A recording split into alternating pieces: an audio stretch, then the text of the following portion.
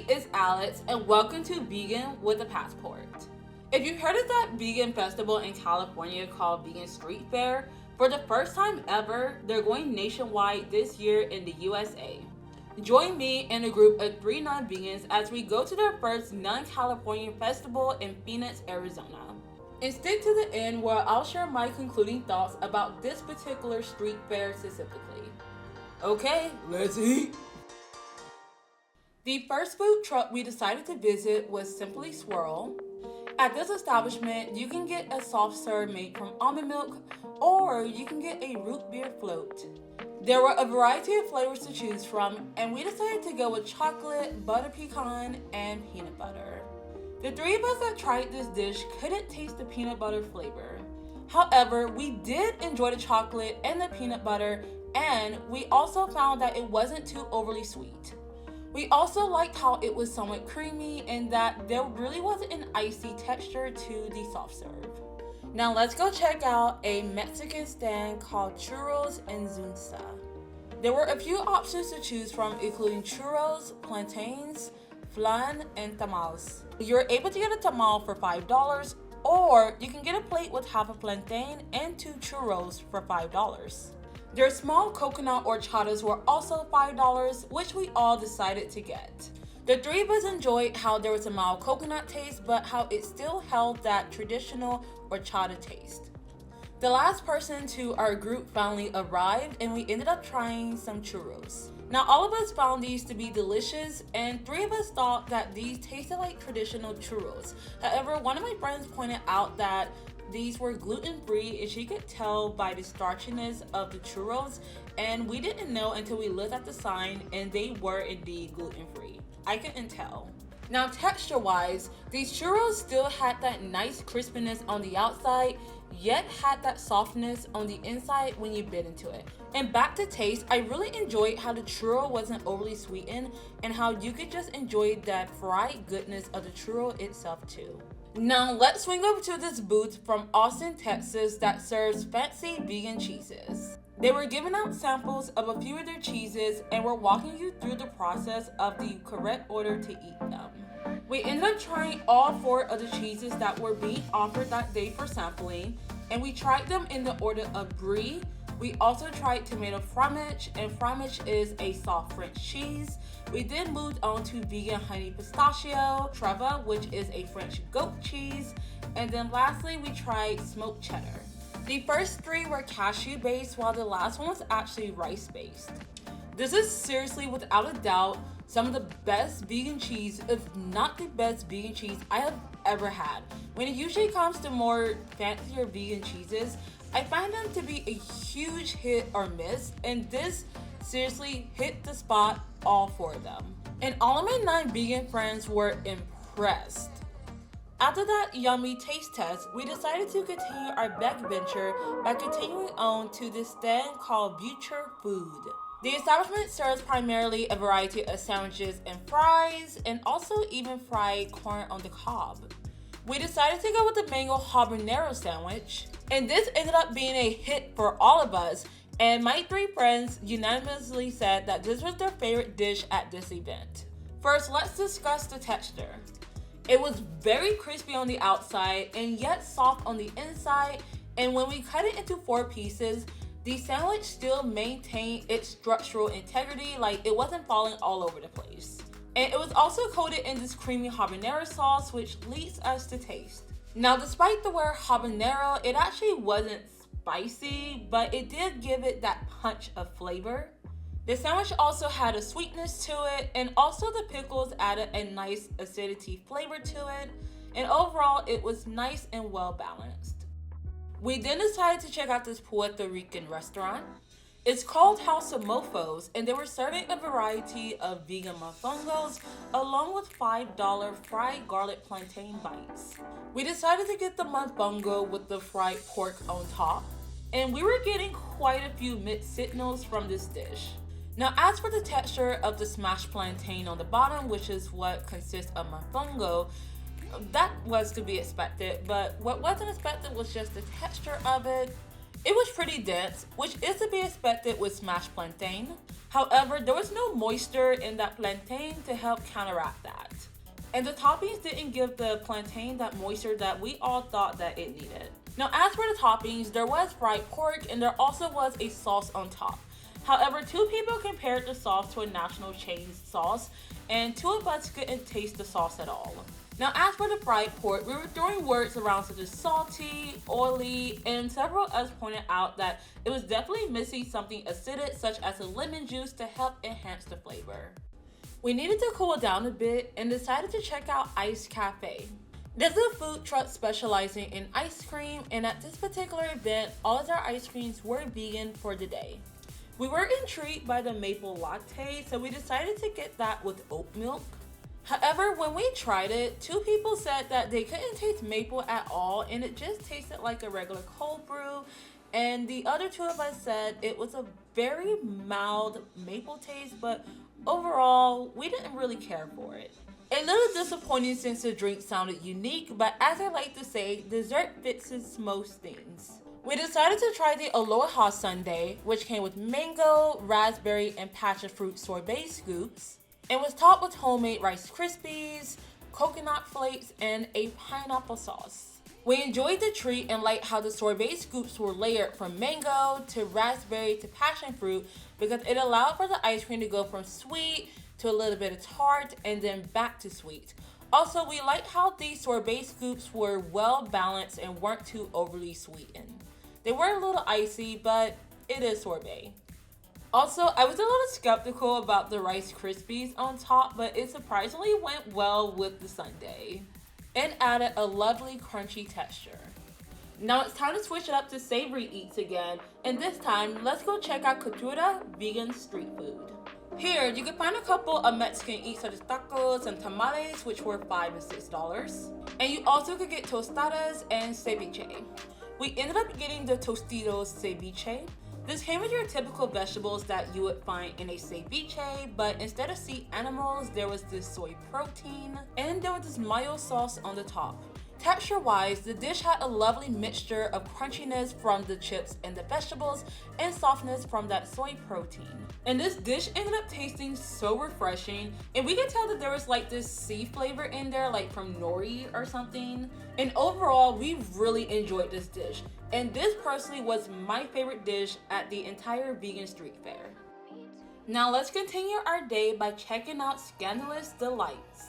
We first decided to try the fried mozzarella sticks.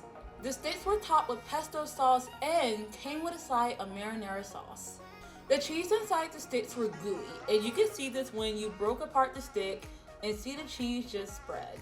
And it also had somewhat of a cheesy flavor, which we all enjoyed, and we also enjoyed the flavor addition of the pesto sauce.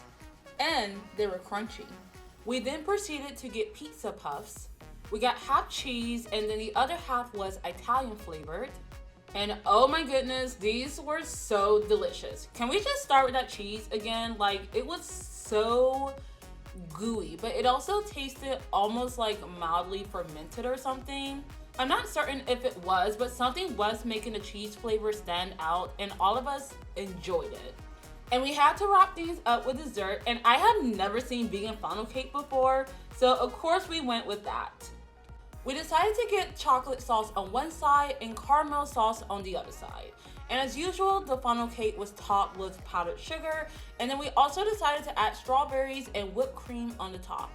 Taste-wise, the chocolate sauce was just okay. It was a little too bitter for our likings.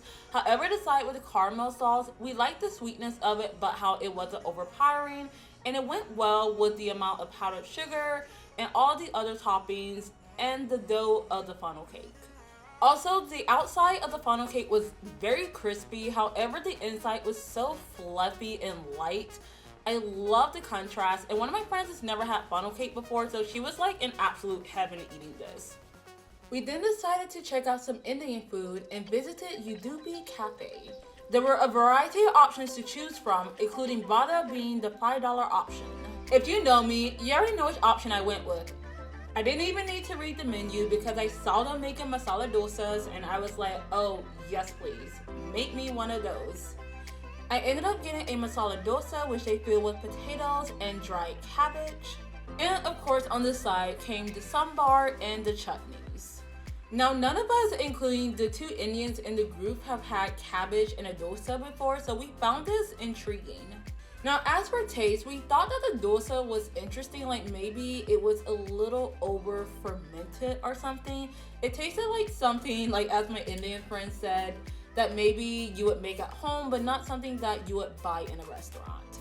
However, we enjoyed the sambar and also loved the chutneys. Also, that cabbage, oh my goodness, that was such an interesting spin on texture. Like, can I have that in a dosa from now on out, please? Like, I love the crunchiness of that. We all enjoyed the combination of the textures from the crunchy cabbage to the soft potatoes and the soft dosa. Now let's go visit our last stop for the day at Element Vegan. This is a restaurant that serves primarily sushis and poke nachos and bowls. We ended up getting the dragon roll, which had eel made from eggplant, and it also had avocado, sesame seeds, spicy mayo, and vegan crab. We also got the mango mac daddy roll, which had similar ingredients to the dragon roll, but instead of the eel, it had mango. The dragon roll also had these crispy shallots on top, and while we enjoyed the crispy texture, we thought that it was too sweet taste-wise. One of my non-vegetarian friends said, why would they go through the work of perfecting that eel to only then smother it in sweet sauce? We unfortunately had a similar situation with the mango rolls, and the only thing we could taste was the overwhelmingly sweet sauce on top of the rolls. Now, it seemed like people enjoyed their sushi, so again, this is just our opinion, but we were really just wondering what it would have tasted like if those sweet sauces weren't just smothered on top of these sushis. Alright, we're done eating. Fun part's over. But in all seriousness, I do have a few concluding thoughts I would like to share. And first, I just want to discuss the fast passes, which, by the way, like, it says it's $55, but once you go to the checkout page, there's a fee for taxes, for viewing the page, for breathing, and whatever else they want to charge you with. And although it's crowded when we first got there, the crowd quickly left. And also, I spoke to people that have gone to the ones in California, and they said they felt as if it wasn't necessary because at most, only a couple of booths would be crowded. If I had paid $65 for a fast pass, I would have been really irritated. And although there was red carpet at each booth for people that did have a fast pass, I don't even think it was being implemented just because like the lines were so short.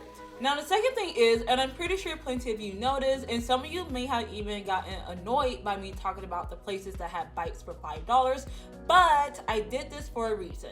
One of their advertising points is having $5 bites at every booth. Now, I may be wrong on this, so if I'm spreading misinformation, please tell me because I do not want to be lying up in this video. However, many Californians told me this, so I am sticking to this. But even for the ones that were offering $5 bites, I do have a mild critique. My critique is that for a lot of the booths, the $5 bites didn't really represent what the booth mainly sold. For example, if there was a burger place and if they sold like $5 fried corn on the cob, that doesn't really represent a burger place. I wish they found some way to sell like a $5 mini slider if the recipe allowed for them to be able to create something like that. That is just one example. And then the last critique I have is that for an event that's trying to go nationwide, I found it a little odd that most of the vendors were from Arizona. I say this especially in Phoenix because we already have a monthly vegan event which has more booths and these vendors are already there. And on top of it, these vendors also show up in different locations throughout the city during other times of the month. Now, although this is allegedly the largest vegan festival in the world, and I'm just quoting their Instagram by the way, I can easily access most of these vendors in my city. So just speculation based on the Phoenix one. Again, this is the only one that has happened so far. I'm assuming that the vendors at each of the street fairs are going to be mostly local vendors, with the exception of a few non-local ones. For us, it was California-based ones since we are next to California. But overall, I feel like it negates the point of a street fair going nationwide when many cities already have vegan festivals to begin with that are also larger and more frequent. Now, if a city doesn't have any vegan festivals going on, then I think that's a totally different situation. But I would think for a nationwide event, we would just have more vendors from different parts of the country. But what do you think? But on the positive side, I really do want to thank Vegan Street Fair for making this festival completely free because, as we all know, a lot of vegan festivals charge you for entry.